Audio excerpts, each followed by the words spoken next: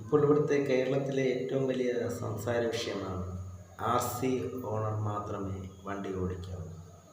അത് ഒരു കണക്കിന് ശരിയാണ്. RC ഓണർ തന്നെയാണ് വണ്ടി ഓടിക്കുന്നത്.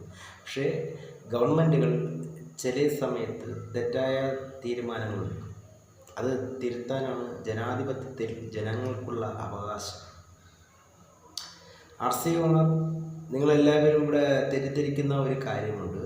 RC ഓണർ വണ്ടി ഓടിക്കണം എന്നല്ല ഉദ്ദേശം. RC ഓണർ ആ വണ്ടിയിൽ ഉണ്ടായിരിക്കണം. അതേത് പ്രൈവറ്റ് വണ്ടി, ആ പ്രൈവറ്റ് രജിസ്ട്രേഷനുള്ള വണ്ടികൾ RC ഓണറോ RC ഓണറുടെ കുടുംബങ്ങളോ ഉണ്ടായിരിക്കണം. അല്ലാതെ നിങ്ങൾക്ക് സ്വകാര്യ വ്യക്തികൾക്ക് എടുക്കുന്ന വാഹനം റെൻറ്റിന് കൊടുക്കുമ്പോൾ ഒരുപാട് അപകടങ്ങളും അതുപോലെ തന്നെ ഒരുപാട് പ്രശ്നങ്ങളും ഈ നാട്ടിൽ സംഭവിക്കുന്നത് കൊണ്ടാണ് ഗവൺമെൻറ് ഇങ്ങനെ ഒരു തീരുമാനമെടുക്കുന്നത്. അത്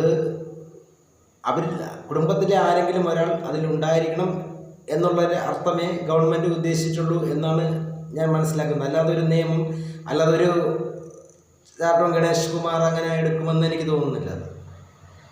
അപ്പോൾ ആശയപരമായിട്ട് ഇതാണ് ഉദ്ദേശം. കുടുംബത്തിലെ ആരെങ്കിലും വണ്ടിയിലുണ്ടായി നിങ്ങൾക്ക് അത്യാവശ്യമായിട്ട് പുറത്ത് പോകണമെങ്കിൽ നിങ്ങൾക്ക് പ്രൈവറ്റ് ഡ്രൈവറെ ആശ്രയിക്കേണ്ടവർക്ക് ഡ്രൈവറെ ആശ്രയിക്കാൻ പ്രശ്നം. പക്ഷേ നിങ്ങൾ ആരെങ്കിലും ഒരാൾ വണ്ടിക്കകത്ത് വേണം. അല്ലാതെ നിങ്ങളെടുക്കുന്ന സ്വകാര്യ വണ്ടികൾ റെൻറ്റ് കൊടുക്കുന്ന പരിപാടി നടത്തണം. റെൻറ്റിനുള്ള വണ്ടി റെൻറ്റിൻ്റെ ആയിട്ടുള്ള രജിസ്ട്രേഷൻ ചെയ്തിരിക്കണം. ആ ഒരു കാഴ്ചപ്പാട് മാത്രമേ ഗവൺമെൻറ്റിനുള്ളൂ.